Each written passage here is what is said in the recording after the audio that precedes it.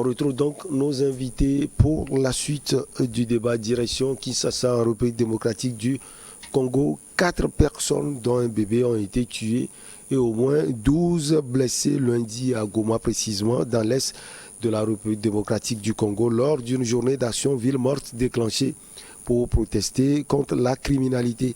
Les manifestants protestaient aussi contre la supposée présence des policiers rwandais à Goma, fermement démenti par les autorités de ce pays. Germain Pouli, est-ce qu'il y a présence des Rwandais à Goma? Bon, je n'ai pas d'éléments pour apprécier si oui il y a présence ou pas. Mais selon la version officielle, surtout suite à ce qui s'est passé, les personnalités en charge de la sécurité ont démenti et ont dit que cette arrivée de la police rwandaise n'existerait que dans l'imaginaire de personnes qui veulent manipuler les populations et les dresser contre les autorités. Mais comme on dit généralement, il n'y a pas de fumée sans feu. Ouais. Maintenant, les rumeurs aussi, il faut les vérifier avant de les prendre comme argent comptant. Donc, est-ce que la police rwandaise devait effectivement venir? On n'en sait rien. Mais ce qu'on sait, c'est qu'il y a une situation d'insécurité qui préoccupe non seulement les dirigeants, mais la population. Et donc, au départ, cette marche-là, ce n'était pas pour contester l'arrivée de la police rwandaise, c'était pour manifester le mécontentement des populations face à l'insécurité. Ouais. Et très vite, ça a pris une autre tournure. On a fait comprendre aux populations que la police rwandaise devait venir en renfort et tout cela. Et ça a pris une autre tournure avec toute la violence qu'on a pu observer. Donc aujourd'hui, c'est la version des officiels contre celle qui a été assez éparpillée dans la rumeur, qui dit que la police rwandaise devait être là. Bon, on n'en sait rien pour le moment. Alors, pasteur Dokomi, ces événements à Goma arrivent à un moment où il faut dire que les forces armées ougandaises sont sur le territoire de l'Ituri. Ces forces armées travaillent avec celles de la République démocratique du Congo pour venir à bout des forces ADF. Est-ce que ce n'est pas cela qui tourmente les manifestants à Goma? Non, il faut d'abord apprécier le fait que 2 pays africains puissent accepter, conjuguer leurs efforts, leurs énergies militaires pour pouvoir sécuriser les frontières de ces pays. Pourquoi sécuriser même la RD Congo? C'est tout à fait normal. Si 2 armées, 3 armées, d'abord c'est pourquoi souvent il y a des manœuvres militaires, des manœuvres militaires qui se font entre les pays pour pouvoir lutter de manière efficace contre les bandits et contre autres malfrats. C'est la sécurité, lutter contre la sécurité frontalière. Donc, je pense bien qu'aujourd'hui, la situation ici, c'est que Goma, depuis longtemps, a été toujours victime des incursions de Rwanda, d'Angola, avec Joseph Kony, c'est Joseph Kony, le chef rebelle, Joseph Kony, qui faisait des incursions et qui a été finalement maîtrisé. Bon, donc, c'est dire qu'aujourd'hui, la situation à Goma est restée telle et les populations veulent quand même vivre dans la sécurité. C'est tout à fait normal. Est-ce que la mission régalienne de tout pays, c'est d'assurer la sécurité et la protection de ses citoyens? Ça, c'est la première mission. C'est la première mission, mais malheureusement, les Congolais, depuis même Mobutu, juste après la chute de Mobutu, on a compris quand même que depuis 1997, il n'y a plus de sécurité en RD Congo. Et donc, ce qui se passe, jusqu'à ce qu'on parle de l'intervention de la police rwandaise, ce qui est démenti par les autorités. Par les autorités. On ne sait pas qui pourrait faire appel à ce renfort pour faire quoi, parce que c'est les populations de Goma.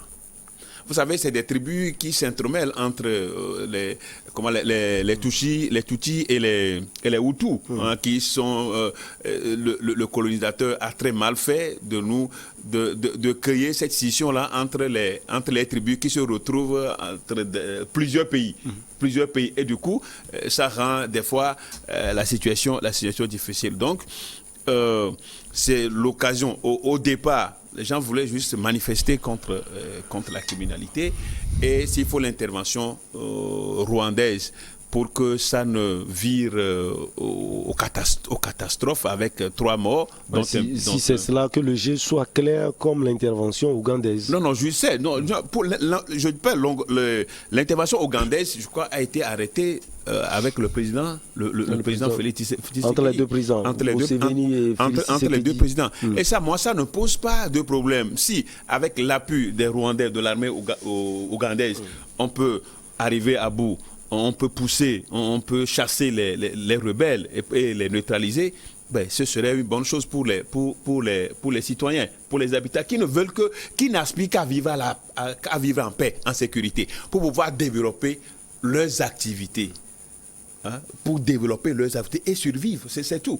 Bon, donc, la situation là, ce n'est pas bon pour Tshisekedi, mais c'est que les populations estiment peut-être il y a des preuves de ces incursions, de ce renfort de la police rwandaise, mais les indices ne sont pas trop forts pour pouvoir l'apprécier. Seulement, c'est qu'il y a des morts. L'Afrique ne va pas rester un éternel cimetière où laisser des morts et des morts, ces pauvres populations. Donc c'est dire que la gouvernance c'est au niveau de la gouvernance que nous avons de ces sérieux problèmes, et c'est dommage pour nous. Des manifestants ont envahi tôt le matin les artères principales du chef-lieu de la province du Nord Kivu, frontalière au Rwanda, enflammant des pneus et dressant des barrages de pierre sur les chaussées. La police a tiré à balles réelles et fait usage de gaz lacrymogène pour disperser la foule. Et donc, Germain Pouli, ce sont les manifestants qui ont commencé en brûlant des pneus, et la police, comme d'habitude, vient à balles réelles. Bon, tout ça, généralement, oui. On estime qu'il faut dégager les rues. Donc, normalement, les balles réelles ne sont pas à utiliser dans les opérations de maintien de l'ordre. Donc, on peut aller avec des gaz lacrymogènes, des balles en caoutchouc, avec de l'eau et tout ce qu'on veut. Mais les balles réelles, à moins que au sein des populations, c'est ce que aussi certaines autorités disent, les gens aussi détenaient des armes. Donc à partir de ce moment, quand les manifestants détiennent des armes, ils ne deviennent plus manifestants, ils deviennent des combattants. Et je crois que du côté de la police aussi, il y a eu des morts. Il doit y avoir 2 morts. 2 morts du côté de la police, à moins que ce soit la police qui ait tiré sur elle-même. Mais la version de la police, c'est qu'il y avait des personnes, des saints, des manifestants qui avaient des armes. Et on pense que tout ça a été organisé par des personnes qui ont voulu manipuler les populations pour transformer une manifestation qui était en réalité une ville morte. Ce n'était pas une manifestation, c'est qu'on a dit c'est des activités pour contester, donc il ne devait pas avoir des barricades et tout ça.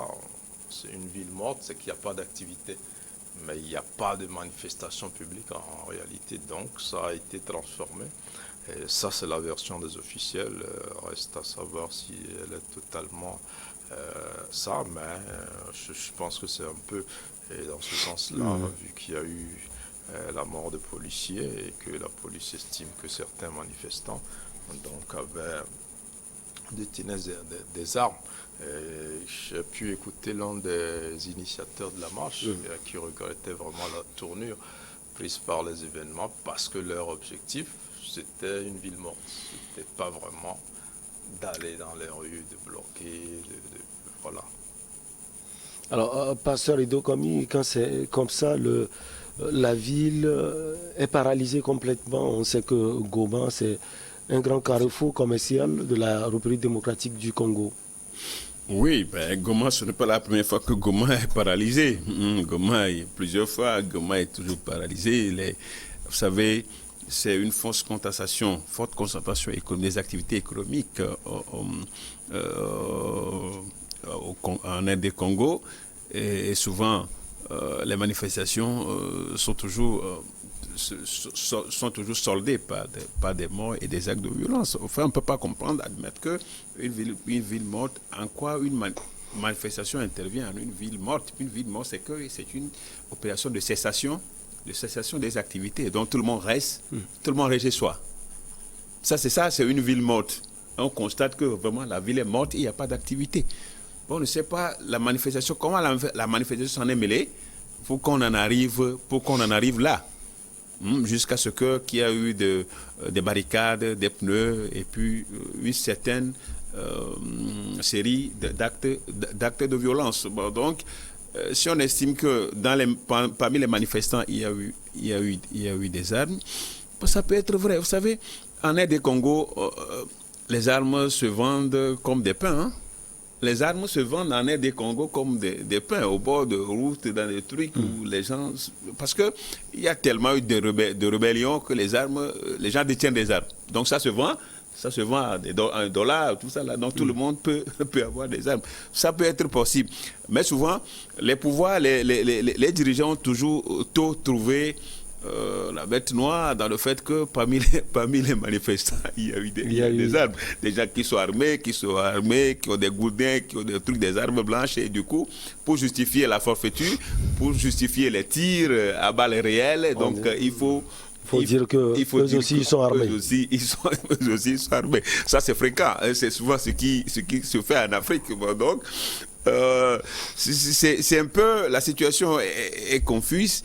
Bon, qui dit la vérité? Ici, c'est la guerre de la communication. C'est la guerre de communication dont tout le monde communique. Les manifestants, on les a écoutés. Ils ont le pouvoir aussi. Donc, on n'a pas besoin de tout ça. Si on a une main sur la gestion d'un pays. Je crois que ces genres de manifestations ne peuvent pas arriver à paralyser le vie et du coup pénalisant les populations. Vraiment, j'aime toujours parler de ces populations parce que c'est des gens qui se débrouillent pour manger. C'est des débrouillards. Ils n'ont pas des portes grandes où les recettes peuvent venir même sans effort. Hein. Les recettes, ceux qui sont au sommet de l'État, les recettes viennent même sans effort parce qu'il y a des choses par ici, par là, qu'il faut rentrer de l'argent. Non, ils doivent aller. C'est des gens qui vivent by day. C'est des gens qui vivent au quotidien. Donc, dès que leurs activités sont banalisées, sont paralysées, moi, ça me fait très mal. Bon, est-ce que nos dirigeants font cette lecture qu'il y a des populations et ils ont en charge des gens qu'ils dirigent, qui doivent manger comme eux, qui doivent aussi manger comme eux, puisque leur table est souvent garnie. Hein? Est-ce qu'au même moment, on pense que les populations aussi arrivent à manger au moins une fois par jour? Je ne le pense pas.